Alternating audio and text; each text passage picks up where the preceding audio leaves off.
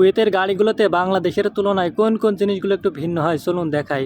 তো এটা হচ্ছে আমার গাড়ি, এখন এই গাড়ির ভিতরে ঢুকে দেখাই যে কোন কোন জিনিসগুলো ভিন্ন হয়। তো সর্বপ্রথমে স্টিয়ারিং থাকবে বাম হাতে। বাংলাদেশের গাড়িগুলো তো আমরা দেখেছি যে স্টিয়ারিং থাকে ডান হাতে, কিন্তু কুয়েতের সমস্ত গাড়িতে স্টিয়ারিং থাকে বাম দিকে। তো এটা হচ্ছে প্রথম পরিবর্তন। দ্বিতীয় পরিবর্তন হচ্ছে এই যে গিয়ার বক্সের দিকে লক্ষ্য করুন, এখানে 4টা অপশন রয়েছে। একটা হচ্ছে পি, একটা হচ্ছে আর, একটা হচ্ছে এন, একটা হচ্ছে ডি। এই পি মানে হচ্ছে পার্কিং।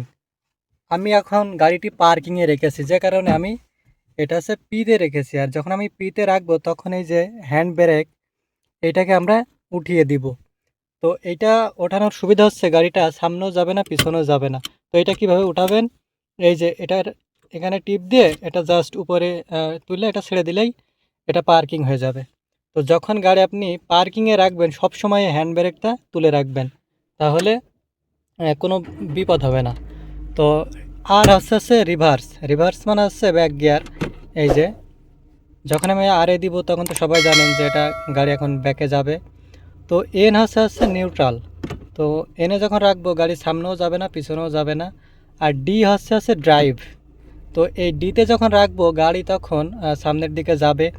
আর এই ডিতে রাখার মানে হচ্ছে আপনাকে বাংলাদেশের যে গাড়িগুলোতে গিয়ার চেঞ্জ করতে হয় 1 2 3 4, তো এখানে কিন্তু এই ডিতে রাখলে আর সেরকমভাবে গিয়ার চেঞ্জ করার দরকার হবে না। তো এটা হচ্ছে গিয়ার বক্সের কাজ। আর পায়ের নিচে একটু দেখাই, এখানেও কিন্তু 2টা অপশন রয়েছে। এটা হচ্ছে ব্রেক, আর এটা হচ্ছে গ্যাস বা হচ্ছে যেটা আমরা বলি পিক আপ।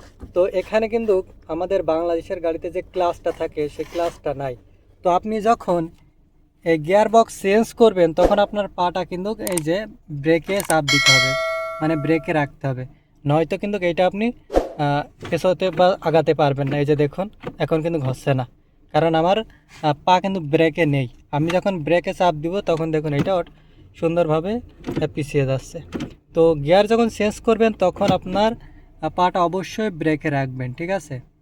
তো কুয়েতের গাড়িগুলো হচ্ছে এমনই হয়। তো আর কোনো পরিবর্তন নাই, বাদ বাকি যা আছে সবই বাংলাদেশের মতো। তো এভাবে কিন্তু আপনারা গিয়ার চেঞ্জ করবেন। আর কুয়েতের গাড়িগুলো কিন্তু সব অটোমেটিক, এখানে কোনো ম্যানুয়াল সিস্টেম নাই, আপনারা দেখতে পারছেন। তো কুয়েত সম্পর্কে যদি কোনো কিছু তথ্য জানতে চান তাহলে কমেন্টে জানাতে পারেন, ইনশাল্লাহ আমি রিপ্লাই দেওয়ার চেষ্টা করব। আর কুয়েত সম্পর্কে এমন ইনফরমেটিভ ভিডিও পেতে চাইলে অবশ্যই আমার চ্যানেলটি সাবস্ক্রাইব করে পাশে থাকবেন। ধন্যবাদ।